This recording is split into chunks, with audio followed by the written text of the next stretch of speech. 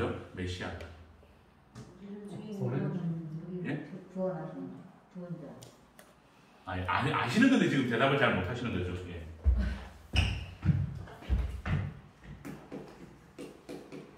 메시아가 뭐죠? 지금 이 메시아 예. 예. 메시아와 같은 의미를 가진 신약 시대의 단어가 뭘까요? 예. 그리스도입니다. 그리스도. 메시아 이 그리스도의 뜻이 있는데 그 뜻은요. 들어보시면 알 거예요. 아, 그거에 대해서 연결 못 시켰다. 예. 기름 부음을 받는 거.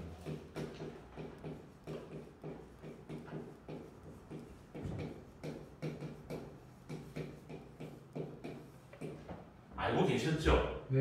예. 네, 아침이어서 그죠? 제가 갑자기 물어가지고.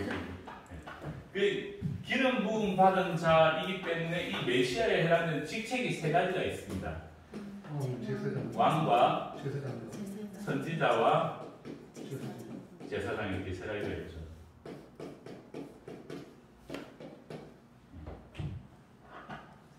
한번 보십시오. 왕은 무엇입니까? 통치죠. 통치. 선지자는요? 진리죠. 말씀, 진리. 제사장은 무엇입니까? 희생입니다. 희생. 그죠? 구약시대의 제상 짐승의 희생.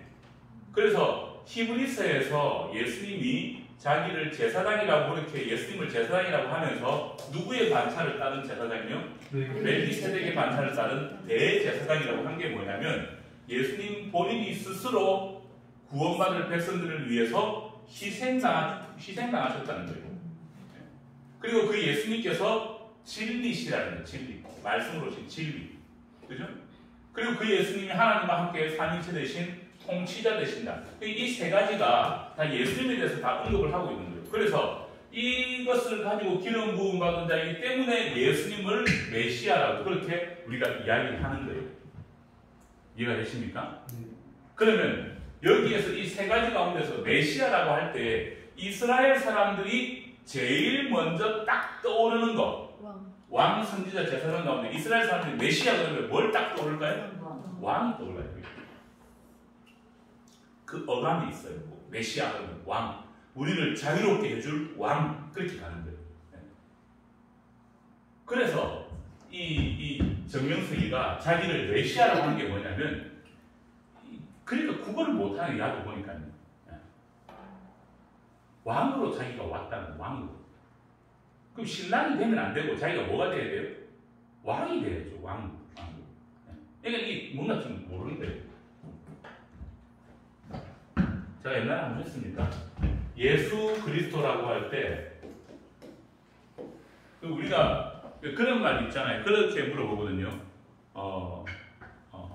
예수 그리스도의 뜻이 무엇입니까? 이렇게. 누구를 믿고 계십니까? 예수 그리스도 이렇게 이야기하잖아요. 그럼 예수 그리스도의 뜻이 뭡니까? 예수 그리스도의 뜻. 같이 붙여서 쓰잖아요. 예수 그리스도의 뜻이 뭐죠?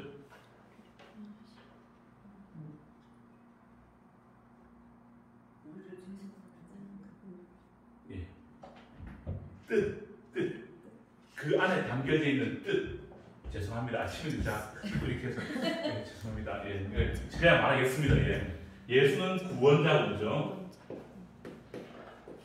구원자이고 그리스도는 뭐라고요? 왕이라고요. 왕. 그죠? 뜻이 뭐라고요? 구원자 왕. 누구의 구원자 왕? 나의 구원자 왕. 나를 구원하신 왕이라는 거예요. 예수 그리스도라는 거예요. 그 예수님의 이름은 무엇입니까? 예수님의 이름은 무엇입니까? 예수님 이름은 예수. 여기가 이름이에요. 여기가 이름. 그럼 그리스도는 뭐예요? 왕. 이게 직함.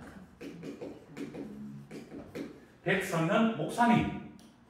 이름이 뭐예요? 백성현 목사님은요? 직함. 이해가 되십니까? 네. 예.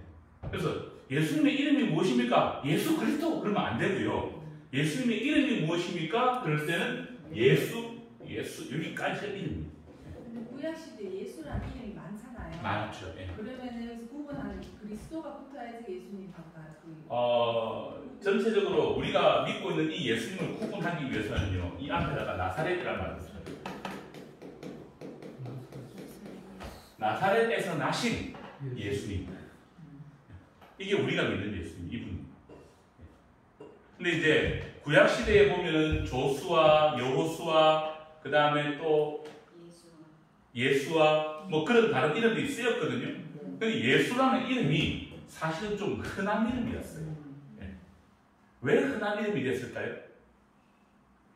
이스라엘의 그 시대적 역사가 항상 누군가에 의해서 눌리고 뺏기고 도망다니고 막 그게 역사였거든요. 그러니까 부모님들이 여기에 대한 그 바람이 늘 있는 거예요. 근데 이 예수님은 바람에 의해서 지어진 이름이 아니고 하나님이 위에서 보내준 이름이라고 그러잖아요. 그죠? 아들을 낳은 이름을 예수라 하라고 그랬잖아요. 예수님의 두 번째 이름이 뭐였을까요? 예수님의 또 다른 이름이 하나 더 있습니다. 그게 뭐였을까요? 마태복음 1장에 똑같이 나오잖아요. 임마누엘.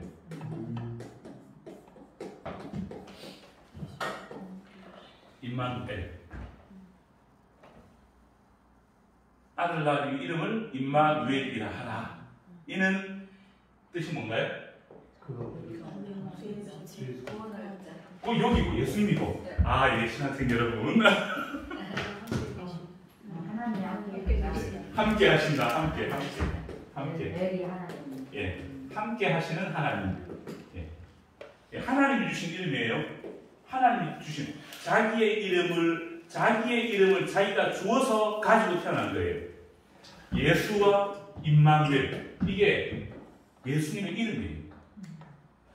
구원자이시면서 뭐 하겠다는 거예요? 함께 하시겠다는 거예요. 이게 우리의 가장 큰 소망이에요. 나를 구원하신 예수님이 지금도 나와 함께 하시겠다. 임마누엘 하시겠다는 거예요. 함께 하시는 하나님.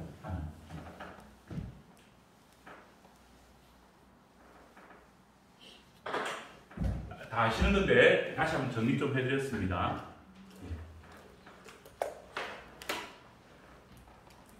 이해가 되시죠? 네. 저희 교회 성도님들께 메시아에 대해서 한 20번 설명을 했거든요. 그러니까 그 다음에 메시아가 뭐죠 하니까 기름 부음을 받은 자. 한 20번 하니까 그 다음에 나오는 거예요. 할 때마다 헷갈리는 거예요. 좀 잊어버리는 거. 제가 딴소리를 안 해야 되는데 메시아 하고는 메시아 막 그러면 이걸 안 해야 되는데. 근데 목사님 이제 이해가 돼요. 그 20번이라는 젊었을 때는 예. 한 번만 들으면 안 잊어버리는데 예. 이제는 진짜 들었던 것도 잊어버리고 예. 진짜 기억이 안 나. 예. 20번 듣고 기억하시는 분 대단하신 거예요. 그러니까 20번 들어야 돼요. 예. 똑같은 반복해서 해주세요. 알겠습니다. 예. 그래서 참 다행스러운 게 1교시이기 때문에 아침이어서 그래서 우리가 아침에 사실 또 머리가 빨리 안 돌아가잖아요. 그래서 그럴 수도 있어요. 자, 어디까지 우리가 읽었습니까? 예, 쭉 내려갔고 그죠? 49페이지. 예, 3정실은 아주 중간쯤 했네 그죠? 예, 했고 결국 하겠습니다. 결국 정교주의 A시대 교리는 육신을 쓴 재림주와 애인 관계가 되어야 한다는 필연성을 갖고 있는 것이다. 성경에서 말하는 마음과 뜻과 목숨과 힘을 다해 주 너의 하나님을 사랑하라 하는 말씀과 정교주의 애인 교리가 근본적으로 달라질 수밖에 없는 이유다. 성경의 하나님과 인간과의 관계를 애인 관계라고 한 곳은 없다. 그러나 신부로 표현하기도 했는데 이 말씀은 JMS의 주장처럼 성약 시대에 해당되는 것이 아니라 이미 구약 신약의 하나님과 이스라엘과의 관계, 예수님과 교회의 관계를 표현할 때 써왔던 것이다.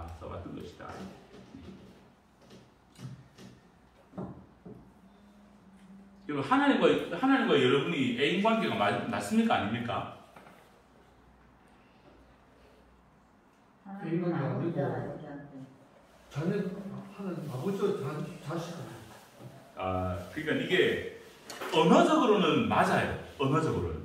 보세요. 하나님이 권사님 사랑하십니까? 안 사랑하십니까? 권사님 하나님 사랑하세요? 안 사랑하세요? 사랑하는 관계는 무슨 관계예요?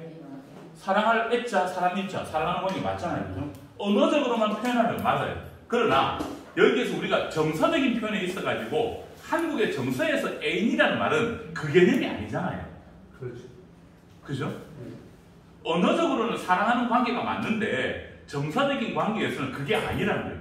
근데 정명석이는 이 언어적인 관계하고 정서적인 관계를 붙여버린 거예요. 이해가 되십니까? 네.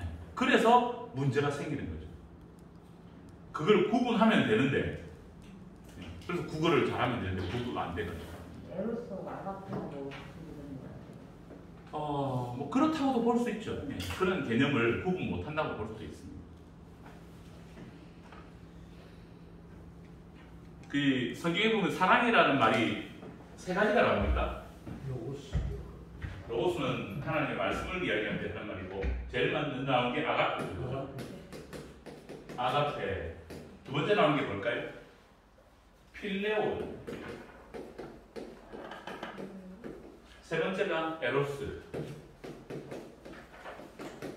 세 가지가 나오는데, 아가페는 이건 언제 쓰이는 말이냐면요, 하나님과 하나님의 백성 사이에서 무조건적으로 지원되는 사랑. 그래서 무조건적인 사랑이라고 합니다. 아가페는. 근데 이 무조건적인 사랑 아가페를 이야기할 때 그것 때문에 누구와 누구와의 관계 가운데서 또 쓸 수 있냐면 엄마와 자녀 사이에 또 쓸 수 있어요. 부모와 자녀 사이에도 아가페라는 말을 쓸 수가 있습니다. 그 다음에 필레오는 언제 쓰는 거냐면요, 형제 간의 사랑. 형제 간의 사랑. 그래서 성경에 보면은 그 바울 서신 그 뒤쪽에 서신서들 보면 너희가 형제끼리 서로 사랑하라 그런 말 나오잖아요. 그럴 때 필레오 사랑을 다 쓰거든요. 그리고 서로 형제끼리 서로 뜨겁게 입맞춤을 하라 그런 말 나오잖아요. 그것도 필레오 사랑을 이야기해요. 그런데 이런 말을 가져가 또 누가 쓰는지 아세요? 동성애자들이 가져가 봐라, 성경에도 필레오 사랑을 하라고 했지 않냐? 그러니까 가를 또 뭘 구분 못하는 거예요? 언어적인 뜻과 정서적인 뜻을 구별하지 못하는 거죠.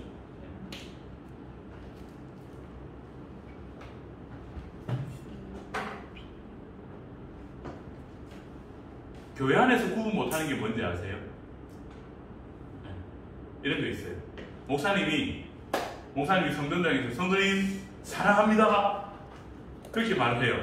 그러면 앉아 계신 성도님들이 야, 목사님이 나를 사랑하시나 보다. 맞습니까? 아닙니까? 맞아요. 그래서 그 성도님도 목사님을 사랑하기 시작하는 거예요. 될까요? 안 될까요? 이게? 뭐가 다른 거예요? 언어적인 개념과 정서적인 개념의 뜻을 혼돈할 수 있다는 거예요. 그래서 목사님들도 말을 할 때 잘해야 돼요. 네. 그래서 그렇죠. 예수 그리스도 안에서 사랑합니다라고 구분 지어서 표현을 해줘야 돼요. 특별히 그 불신 삶을 살다가 교회 안 다니다가 교회 오는 분들 있잖아요. 이런 분들은 단어 정리가 안 돼 있거든요.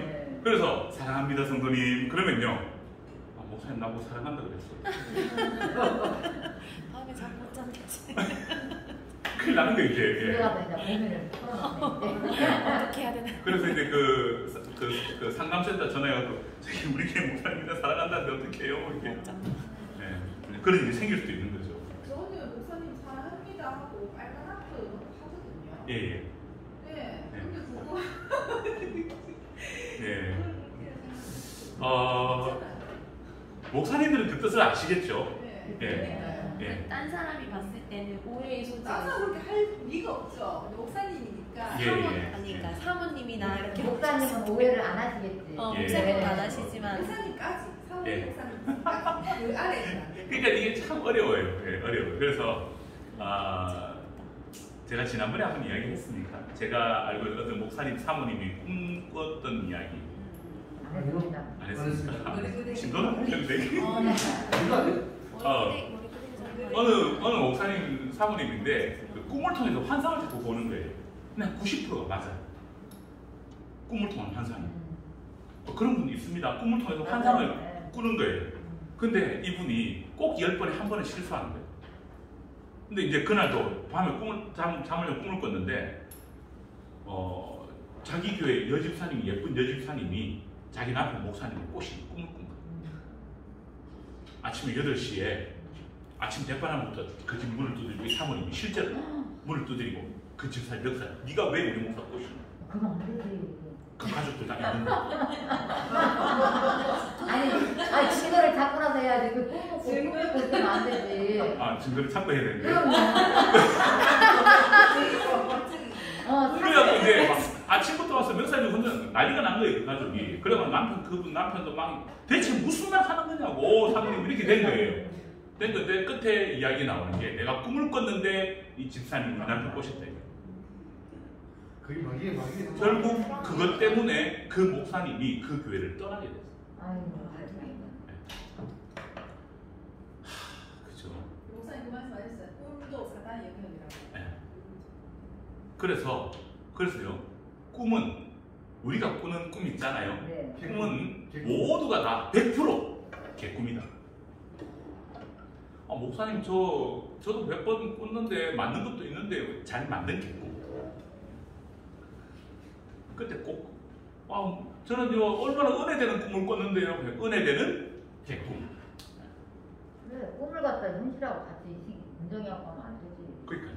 그럼요. 제가 아는 친한 형님 목사님이 있거든요. 그 목사님도 사모님과 같이 두 분이서 다 꿈을 꿔요. 그분은 한 70%쯤 돼요. 꿈이 맞는 게. 저도 깜짝 놀래요. 제가 최근에 어떤 문제가 좀 있어가지고 어떤 문제가 아니라 어떤 일이 좀 있어서 이제 다른 교회랑 이제 합병을 이야기한 적이 있었거든요. 근데 그 교회 목사님이 그 형님 목사님 꿈에 나타난 거예요. 외롭게 등을 돌리고 이렇게 가는 꿈을 꾼 거예요. 꿈을 꿨어요.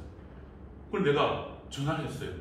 형님 오래간만에 전화드렸습니다 하니까 그 목사는 왜 지내노? 왜요? 내가 꿈에 나왔어. 예? 내가 그것 때문에 전화했는데 그래가지고 형님 또 한 건 하셨네요. 뭐를? 맞추셨어요. 네. 근데 제가 그 형님 이렇게 이야기하고 난 다음에 꼭 끝에 하는 이야기가 형님 개꿈 너무 자주 꾸지 마세요. 또 개꿈 한다면서 막 뭐라 그래요. 그래도 개꿈이에요. 왜냐하면 99번을 맞추어도 그때 한 번 딱 틀리면 그것 때문에 교회가 무너지고 가정이 무너지고. 맞습니다. 그래서 좋은 꿈을 꿨으면 좋은 개꿈, 은혜되는 꿈을 꿨으면 은혜되는 개꿈. 어느 집사님, 여집사님인데 그 여집사님이 이사를 이렇게 갔대요. 이사를 딱 가가지고 어느 교회를 갈까 하고 밤에 이제 기도를 하고 잠을 딱 잤는데 하나님이 꿈을 꾸게 해주신 거예요. 집에서 도로를 건너가고 꿈에 길도 모르는 상황인데 집에 도로를 건너가고 골목으로 들어가서 어디로 가면은 거기에 교회가 있다. 그 실제로 그 길 따라 꿈을 꿨던 그 길 따라 가니까 있던 교회가 있는 거예요. 그 교회를 다니고 있다. 대단하지 않습니까? 그러면 우리 이런 성도들 간에 있을 수 있는 얘기지만 예. 1% 때문에 예. 이단도 빠질 수 있고. 예, 그렇죠. 근데 그거는 뭐냐면요, 은혜되는 선명한 개꿈. 옛날에 신학교를 다닐 때 저희 과랑 다른 과의 자매였는데 그 자매가 이런 말을 했어요. 자기는 시험 칠 때 되면 꿈을 꾼대요. 그 시험 답안지가 다 보인대요. 저도 학교 다닐 때 그렇게 있었습니다. 그저 그 자매한테 그랬죠. 아니 그렇게 답안지가 다 보이는데 왜 서울대를 안 가고 여기로 왔냐고. 그러네. 저희 목사님 학교 수업 시간에 안 배우는 과목을 공부하잖아요. 예. 그러면 어려운 그 수업 시간에 거기 목사님이 이제 선생님이 했던 게 나와요. 그러면 쭉 풀어주잖아요. 예. 반 학생들은 놀래. 근데 간혹가다 그럴 때 있어요. 예. 누구나. 예. 그러니까 그런 것도 하나님이 답지를 보여주신 개꿈. 예. 개꿈. 그래야 우리가 그 꿈을 의지하지 않아요. 맞습니다. 네. 하여튼 조심하셔야 돼요. 예. 어디까지 했습니까? 네. 기타 보겠습니다. 정신은 예수님의 부활을 영의 부활이라고 한다. 또 예수님이 영으로 승천하셨다면 그 영을 본 그대로 온다는 말씀인데 사람들은 예수님의 부활을 육체의 부활로 보고 그 육체의 모습을 본 그대로 온다고 그릇되게 해석하고 있다. 감람산에서 승천하신 예수님은 영으로 승천하셨 맞습니까? 예. 지금 정시가 이야기하고 있는 내용이에요. 예. 예수님이 승천하시는 모습을 본 제자들과 갈릴리 사람들에게 흰옷 입은 두 천사가 말하기를 너희 가운데 하늘로 올라오신 예수님은 하늘로 가심을 본 그대로 온다고 가르쳐 주었다. 영으로 갔으니 영으로 재림한다는 것을 천사를 통해 미리 말했던 것이다. 그러니까 첫 단추를 딱 바꿔버리니까 그 뒤에는 어떻게 돼요? 다 바뀌어진 대로 끌려가는 거예요. 정신은 성경을 문자대로 믿어서는 제대로 구원받지 못한다고 주장한다. 문자대로 믿으면 절대 이단에 안 빠지니까 그런 거죠. 예수님이 말씀을 풀어준 대로 믿어야 말씀을 통한 구원을 받을 수가 있는 것이다. 말씀을 제대로 깨닫고 전하여야 구원이 이루어지는 것이다. 성경을 문자대로 믿어서는 절대 제대로 구원이 이루어지지 않는다. 문자대로 믿는 역사는 영영 이루어지지 않는 법이다. 재림주도 신약 말씀을 더욱 완전케 하기 위해 문자적으로 해석하던 성경 말씀을 풀어주는 새 시대 구원의 말씀을 선포하신다. 그 말씀을 믿고 따라야 이 시대의 신부급 구원을 받는 것이다. 재림 때 하나님과 예수님이 강림하여 문자적 가르침을 버리도록 예수님 때와 같이 성경을 풀어 가르치며 시대의 말씀을 선포한다. 그러나 성경을 문자적으로 풀고 고정관념의 사고를 가지고 있는 자들은 결국 사고를 저지른다. 이들은 자기들의 주관에 사로잡혀 성경을 문자대로 가르치지 않는다고 불신하게 된다. 저희 교회가 개척하고 한 1년쯤 지났을 때인가 어떤 남자분이 교회를 왔어요. 나이는 한 60대 중반쯤 되신 분인데 이분이 하는 이야기가 자기는 하루에 10편 정도 이상의 꿈을 꾼대요. 10편 정도 이상. 다 예언적인 꿈이래요. 그래서 그걸 전부 다 노트에 기록을 다 해놨는데 그 노트에 기록한 그게 집에 한 몇백 권이 된대요. 노트가. 그리고 그 옆에서 매일매일 꿈을 꾼대요. 그때 당시 개척교회였기 때문에 제가 상처받을까봐 말은 못했는데 대체 그 꿈 그거 그렇게 적어서 뭐하냐고, 어느 게 맞았는지 어느 게 틀렸는지 알 수나 있냐고. 꿈 속에 살아. 꿈 속에. 그런 분들도 계시다. 몽상가는. 아니 꿈을 꾸고 그 다음에 꿈에 내 꿈이 이런 게 무슨 뭘 안 사는 꿈인가 해가지고 그날 있었던 일을 적어놓은 일들은 없어요? 근데 그걸 제가 안 물어봤네. 아니 제가 엄청 꿈을 잘 꿨거든요. 예. 오죽하면 기도했어요. 제발 좀 꿈 좀 꾸게 하자. 꿈 좀 안 꾸게 해달라고 기도했어요. 예. 꿈을 꾸면 습관적으로 아침에 이불 속에서 내가 이 꿈이 오늘 하루에 나한테 무슨 일이 생길까 그것부터 생각을 하는 거예요. 그러니까 뭐 너무 안 돼. 나중에 막 힘들더라고. 그래가지고 너무 아프게 해달라고 기도했었는데. 저도 옛날에 꿈을 꿨던 것 중에 어떤 게 있냐면요. 이 사람은 마귀하고 싸우는 꿈을 좀 많이 꿨던 거예요. 많이 꿨던 거예요. 마귀하고 싸우는데 제가 막 마귀를 잡고 다니고요. 그래서 신기했던 게 마귀가 막 도망을 가는 거예요. 도망을 가는데 동네에 우물이 하나 있는데 그 우물 속으로 마귀가 팍 들어가거든요. 막 들어갔는데 저도 이제 딱 팍 들어가면 없어졌어요. 저는 수영을 못하니까 바로 나오고 막 이제 그 다음에 계속 이게 나올까 살펴보고 있는데 들리는 소문에 그 꿈에서 어디 바닷가로 나왔다 그러더라. 막 놓쳤네 막 그러면서 이제 또 이제 한 번은 무슨 전쟁이 났는데 전쟁터에서 막 싸우는데 또 마귀가 와서 자고 칼싸움을 하는데 마귀가 저를 칼로 딱 친 거예요. 딱 쳤는데 좀 잔인합니다. 목에 3분의 2가 잘렸어요. 덜렁이 꿈에. 근데 안 죽고 또 이렇게 제가 막 돌아다니는 총이 쳐요. 아이고. 저는 개꿈입니다. 개꿈. 이게 2단 공파 수업하려고 했던 꿈이에요. 근데 꿈들은 목사님 얘기하는 거 있지만 거기가 다 함께 줄 때는 그걸 기도하라고 주는 거지 때문에. 네, 그거를 입 밖으로 꺼내가지고 남들에게 이야기하는 순간 시험거리가 되고. 예. 그 기도하고 주. 근데 성경에 보면은 꿈의 사람이 있잖아요. 예, 요새 꿈꾼 거 가지고 하잖아요. 예. 그런 꿈 때문에 사실 우리가 꾸는 꿈을 무시하지 못하는 거거든요. 무시하지 못하는 건데 그거는 하나님이 특별히 요셉한테만 그렇게 하신 거고 또 성경에 나오는 인물들 가운데 꿈꾼 분들이 있다면 또 그분들한테만 그렇게 한 거고 그게 우리들까지는 굳이 안 와도 괜찮아요. 그래서 내가 꾸는 모든 꿈은 계속 꿈, 개꿈. 예. 그렇게 하고 살아가시는 게 제일 건강하게 사실 수 있는 겁니다. 꿈을 언제 많이 꾸는지 아세요? 예? 피곤할 때. 피곤할 때, 스트레스 받을 때. 스트레스 받을 때. 그게 집중해가지고. 근데- 집중할 때 뭔가에 막 근데 돌아가서. 제가 경험해 보니까요. 언제 저의 경우는 그렇다고요. 잠을 다 자고 난 다음에 더 자려고 할 때 꿈을 많이 꿔요. 그런 경우도 있어요. 맞아. 오늘 하루의 삶을 위해서 잠을 다 잤는데 더 자려고 누우니까 꿈이 꿔 있더라고요. 하여튼 다 개꿈입니다. 예. 목사님 질문했어요. 네. 여기 지금 기타에서 네. 제가 이제 그 예수님이 예. 갈릴리에서 이렇게 승천하시잖아요. 예. 그게 0이에요, 6이에요? 영육 같이 가신 거죠. 영육에 같이 가신 거예요. 그러니까 여기 기타를 보면 정시의 말, 정시의 말. 예, 아, 정교주. 네. 예, 그 사람이 한 말이고. 그러니까 이제 첫 단줄 정명석이가 무슨 말이냐면 예수님이 영으로만 가야 다시 영으로 와서 자기를 만나기 때문에 예수님이 영으로만 부활했다라고 말을 해야 되니까 여기에서 감람산의 부활을 영육의 부활로 말하지 않고 영의 부활로만 그렇게 지금 설명을 하는 거죠. 예. 이해되십니까? 자, 맺는 말.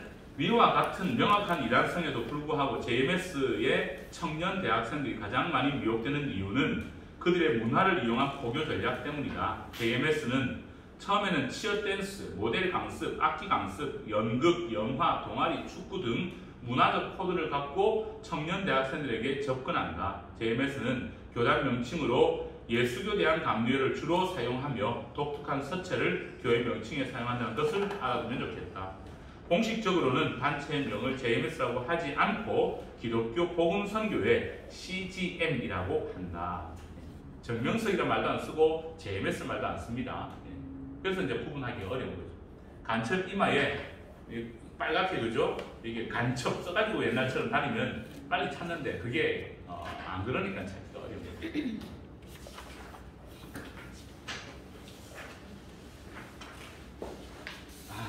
네. 제7안식일 예수재림교회 제7안식일은 어떤 데인지 아세요? 제7안식일 예수재림교회 중요한 단어 369 369 제7안식교 36재단 36주다. 예, 36재단 36두유 36중고등학교 36대학교 먹지 말랐어. 36두유 맛있을까요? 맛없을까요? 두유 중에 최고입니다. 제일 맛있어요. 배지밀도 맛있어요. 아주 맛있어요. 음료수 중에 제일 맛있는 음료수가 뭘까요? 매콜. 맥콜. 이라에서 나왔던 맥콜. 맛있어. 예. 맛있었어요. 지금도 나온다고 하더라고요. 매콜 나와요. 하여튼 제7안식교. 예, 그렇습니다. 여아들은 예배를 언제 드릴까요? 토요일날 예배 드리죠. 토요일날 예배를 드린다는 이 말은 신약 시대로 넘어왔다는 이야기일까요? 안 넘어왔다는 이야기일까요? 안 넘어왔다. 유대교 안에 머물고 있다는 거예요. 그래서 예수님을 부정하고 인정하지 않아요. 유대교 율법에 얽매여 있고 아직도 유대교의 그 절기들을 강조하고 지키고 있어요.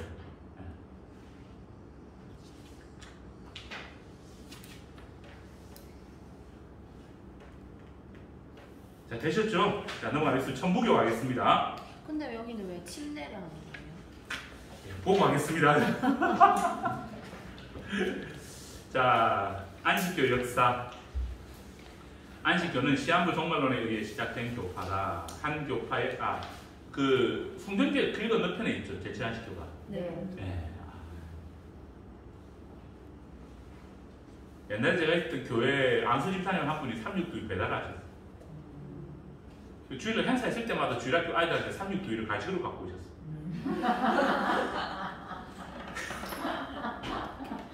그래서 제가 그리 물어봤어요. 집사님 36 이거 이단인가 아세요? 그러니까 잘 모르는데요.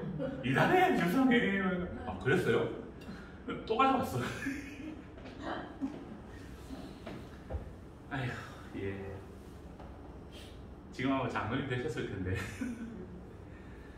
안식교는 시한부 종말론에 시작된 교파다. 한 교파의 이단성을 파악하는 데 있어서 그 역사적 배경과 동기는 매우 중요하다. 안식교의 안식교라고 이렇게 이야기하죠. 안식일.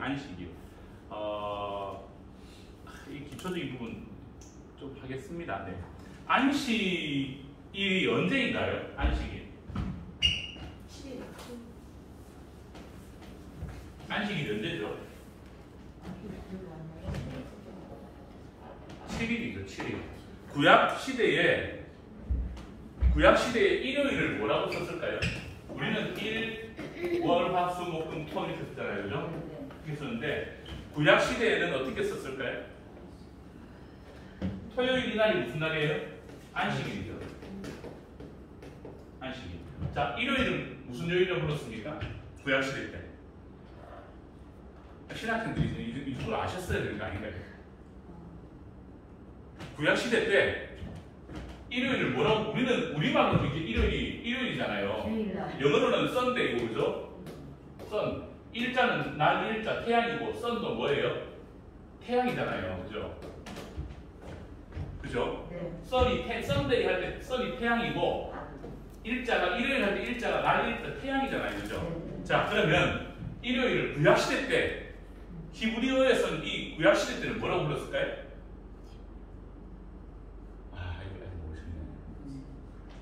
뭐라고 부르냐면 이렇게 불렀습니다.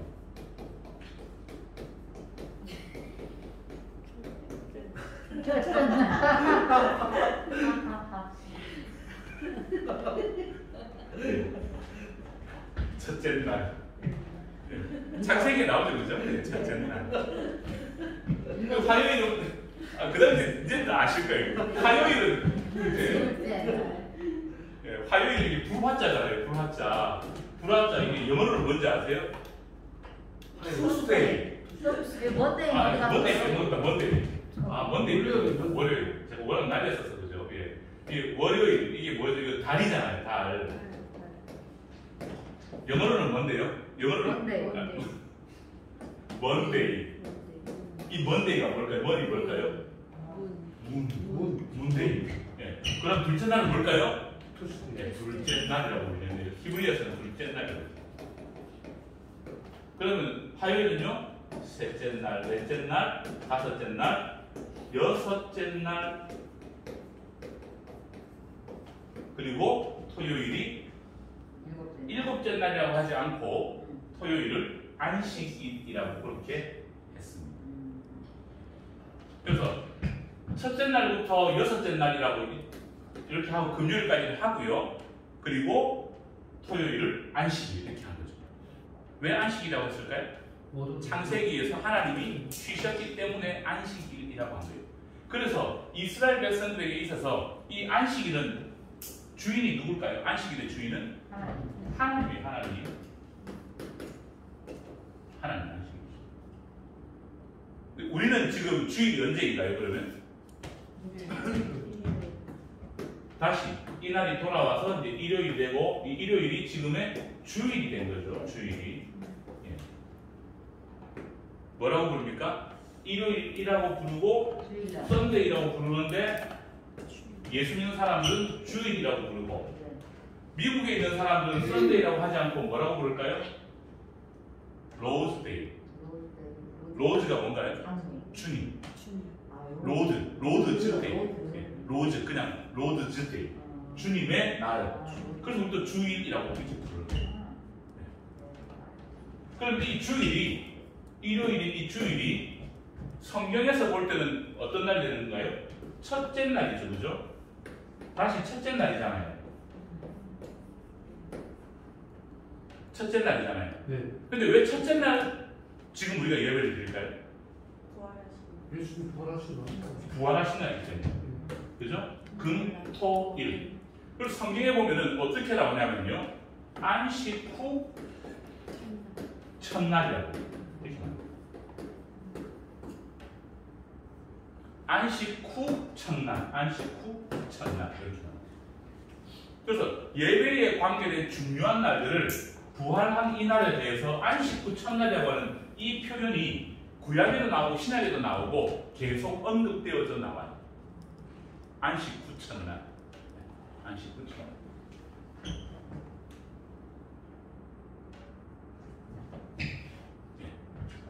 그러니까 노날이 이스라엘 사람들한테는 하나님께서 중요하게 여기신 하나님이 쉬신 날이기 때문에 우리도 쉰다. 그렇게 해서 하나님의 율법 안에서 자기들이 쉬어야 되는 게 의무가 되어 있는 날이고, 우리는 안식 후 첫날이 주일이기 때문에 사실은 구약의 안식일의 율법이 우리에게는 해당되지 않는 거예요. 이해가 되십니까? 이스라엘은요, 안식일날 걸어갈 수 있는 걸음 숫자가 정해져 있어요. 근데 우리는 주일날 걸어가는 숫자가 정해지면 될까요? 안 될까요? 안 돼요. 왜 안 될까요? 안식일이 아니고 무슨 날이기 때문에? 주일이기 때문에. 저는 고신에서 이날과 이날이 같다고 배웠었어요. 근데 신학을 하고 난 다음에 이거 깨트리는데 3년이 걸리더라고요. 3년. 이게 깨져야만 자유라고 하는 게 좀 들어요. 아, 쉽지 않았어요. 안식구 첫날. 예. 제7안식 교훈은 다음 주에 하도록 하겠습니다. 우리 하다 보니까 좀 여러 가지 이야기 좀 많이 했는데, 기본적으로 알아야 될 부분들이어서 다시 좀 이렇게 설명을 해드렸고요. 네. 목사님은 주일날 네. 돈 같은 거 쓰고 하는 거 그거 어떻게 생각하세요? 언어적인 해석과 정서적인 해석이 섞이지 않도록 하는 게 맞다. 둘 다를 잘 구분해야 되는데, 사도 바울이 로마서에서 로마서를 쓰면서 그런 이야기를 했습니다. 우리는 믿음이 있어서 무엇이든지 먹을 수 있다. 그런데 내가 무엇이든지 먹지 않는 이유는 믿음이 약한 자들을 사랑하기 때문에 그렇다. 그렇게 나와 있거든요.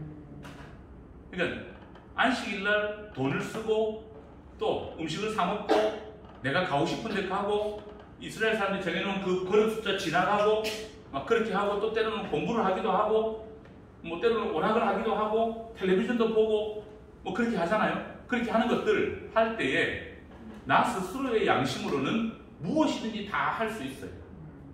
그런데 혹여 내가 하는 것들로 인해서 시험에 빠지는 사람이 주변에 있다면 나는 그것을 참는 것이 덕이 된다는 거예요. 이해가 되시죠? 네. 그래서 언어적인 부분과 정서적인 부분, 우리나라의 기독교가 처음에 들어왔을 때 유교와 좀 이렇게 사실은 합쳐진 부분도 있어요. 그래서 그 가부장적인 그런 것도 성경 안에 들어있고, 그러니까 이게 언어적인 부분과 정서적인 부분을 잘 구분해 가면서 그렇게 하는 게 맞다고 이렇게 봐집니다. 왜냐하면 그게 서로 사랑하는 거잖아요. 오해가 생기지 않도록 사랑해 주는 거니까.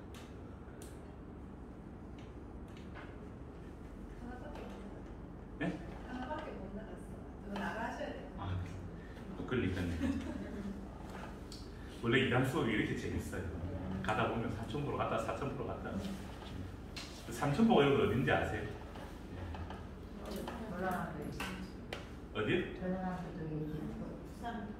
아, 경상남도죠. 네. 근데 왜 그런 말 있잖아요. 잘 가다가 3,000% 빠진다 그 말 있잖아요. 그 말을 3,000% 사람들이 좋아할까요? 싫어할까요? 3,000%는 저도 지도를 보니까 3,000% 빠진다는 개념이 아니에요. 근데 왜 그런 말 나왔을까? 하여튼 오늘 또 이렇게 근데 중요한 부분들이니까 같이 좀 이렇게 말씀을 드렸습니다. 네, 제7안식 교훈 하죠. 그리고 진도 다 못 나가면 방학 때 보충 수업 하겠습니다.